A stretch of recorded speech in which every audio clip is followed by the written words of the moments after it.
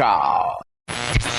Dinner for two, and that's not three, at Mickey Rooney's Potato Fantasy Family Restaurant in Sherman Oaks, God's country. Host Mickey. People about before we get in. Bart Busschots is here with us, everybody. Bart Busschots. I said what the name of your show was, and now I don't remember. Let's talk Apple and let's talk photography. Bing, bing, bing. Thank you very much. 10 out of 10. I appreciate that. And give them the confusing URL again, please. Let's-talk.ie. Okay, there you go. So people can find that, or they can follow Bart on Twitter, Busschots, BBUSSCHOTS, Busschots on Twitter. Or as every call center in the world knows me, Bravo Uniform Sierra Sierra Charlie Hotel Oscar Tango Sierra. I don't know what any of that means, but we have to move on really quickly. How do you not know the NATO phonetic alphabet? Pass. Oh, wow. Okay. I thought everyone in IT knew that, because otherwise you just end up on the phone going P for... Dude, did you just say everyone in IT? Are you under the impression that you're talking to someone else today? What? You make a podcast. I do make a podcast. I talk about Apple news and news related to Apple news. It's a very different thing. But anyway, I got to tell people really quickly, and hopefully they actually know this by now. But I am not quite as prepared for today's series of recordings as I might be, because instead of reading up on stuff before you and I got together on the Skype there, I spent about 45 minutes trying to draw myself as a Peanuts character. But of course you did. But of course I did. If it wasn't for the fact that I know I have zero drawing talent, I would be doing the same. But I've decided not to give myself that disappointment at my failure. Well, so here's the thing. I think what I ended up with was like a decent looking Peanuts character. I don't really think it looks like me. I mean, it's got a goatee, which is great, and it's bald, which is like an easy thing to do for a Peanuts character. Yeah, it looks enough like a Peanuts character that I'm not going to be totally embarrassed. My plan, and this may have already happened by the time people hear this, because a number of people sent me stuff, and I can't remember a lot off the top of my head. I know Barry did. A guy who calls himself Bear did. Dr. Robert Hurt, who is a friend of mine, did. A number of other people, and I'm sorry the names are escaping me right now.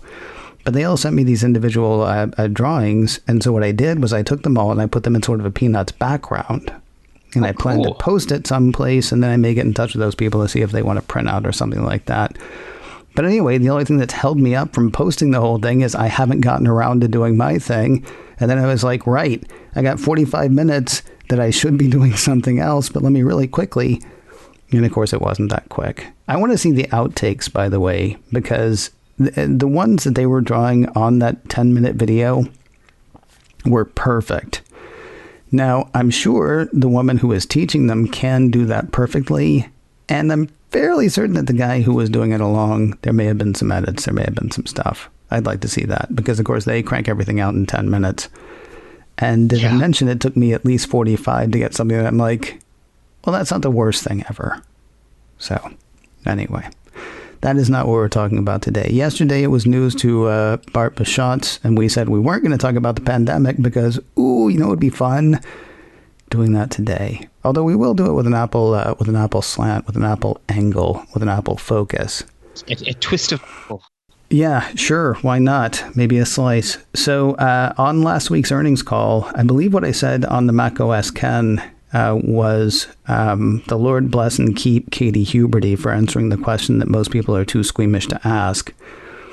Is Apple benefiting? No, what was it? It was, is Apple doing well despite or because of the pandemic, right? Basically, is what she was getting at, right? Yeah, that's what she said. I mean, she said there's a debate out there, and I don't know if there is a debate out there. I honestly think she was sort of like, I think she was trying to soften the blow of the question, because I know this is something several months ago now when I was doing the live thing in the afternoons. This was something that I talked about, I want to say, after the March earnings call.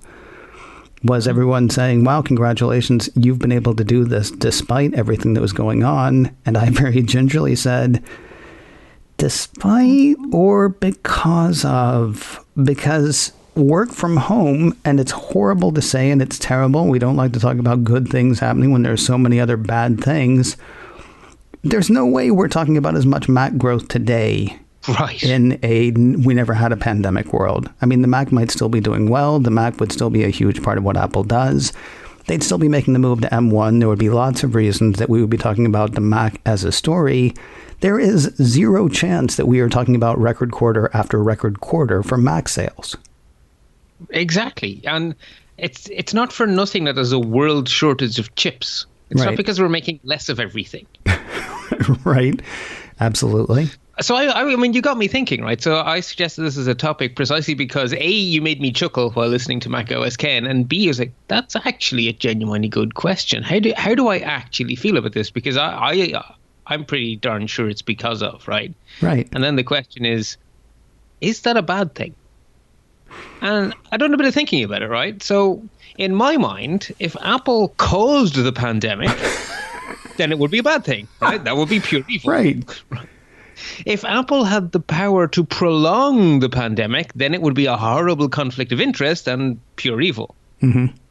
But to the best of my knowledge, with all of the fancy pants tech they have, they don't have a magic wand they can wave to make it go away. They're just choosing not to wave so as to sell more Macs. Right. So I don't think they're being evil. On the other hand, if they're not causing the pandemic and the whole world is stuck on this bloody thing and we're all forced to work from home, would we rather work from home with a crappy old computer with pizza wheels of death all the time driving us absolutely stir-fry crazy? Mm-hmm. Or would we like to be doing it from a shiny new M1 Mac? That's the thing. I mean, I don't think... It's squeamish, I believe, is the term that I used when I was talking about Katy Huberty, and the fact that most people are a little too squeamish to ask the question. And you don't want to be seen, and certainly Apple does not want to be seen to celebrate, right? I mean... Right, yes. It's like... Yeah, don't crack open a bottle of champers. Right. Nobody can go to work. People are dying. People are still getting sick. But boy, it's great for us. I mean, and it's a fine line to tread because, I mean, analysts were saying congratulations, something that used to happen all the time. Before they even got to their question, they would say congratulations on another great quarter or something like that, and then go ahead and ask their question. And it's... It always struck me as weird. If you're supposed to be an impartial journalist, just ask your question. But I guess I don't understand the etiquette of an earnings call.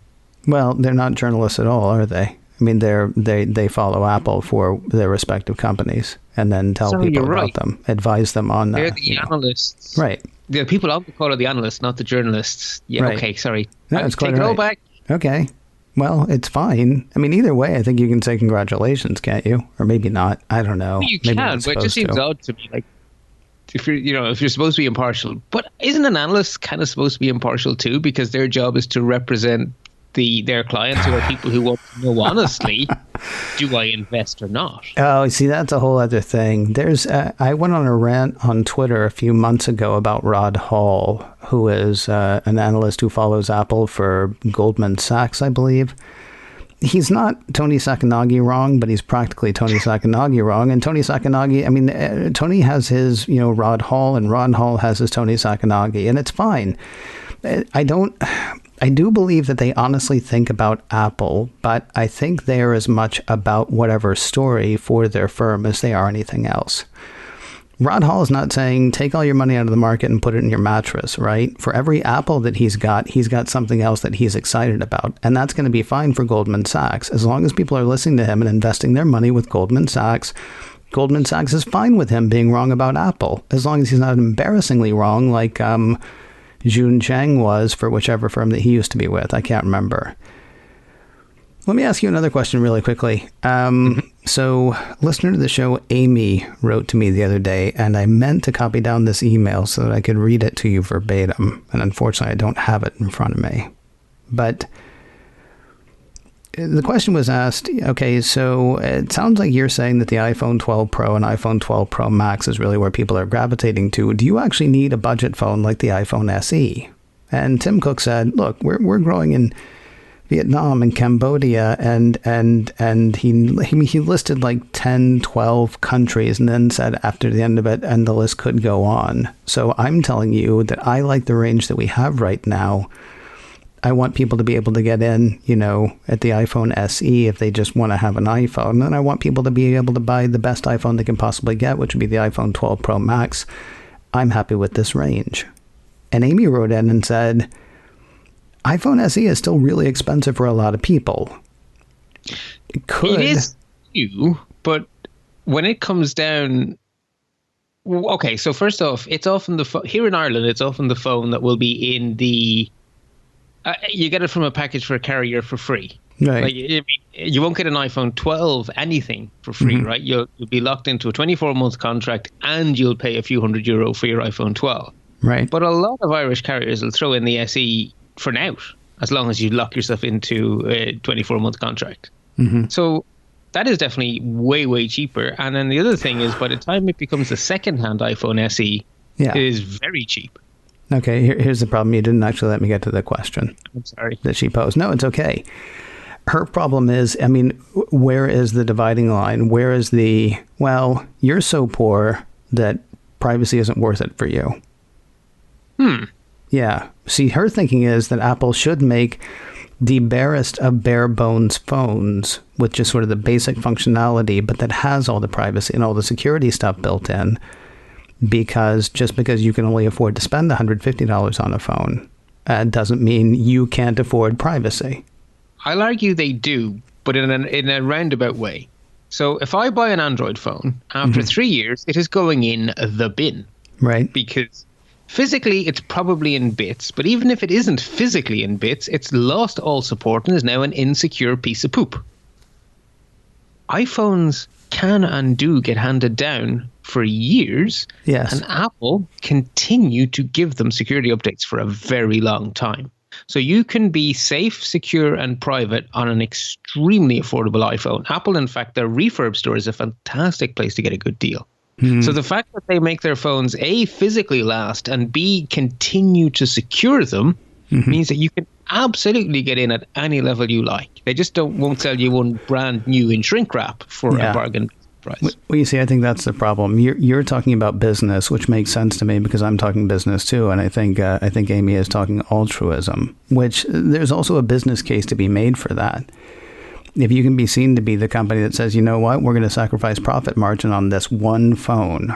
And the thing is, it's never going to be the phone that somebody would go, well, I want to be able to surf the web, or I want to be able to do all this stuff, but that phone's only $150, so I'm going to go for that. People who can afford more will spend more.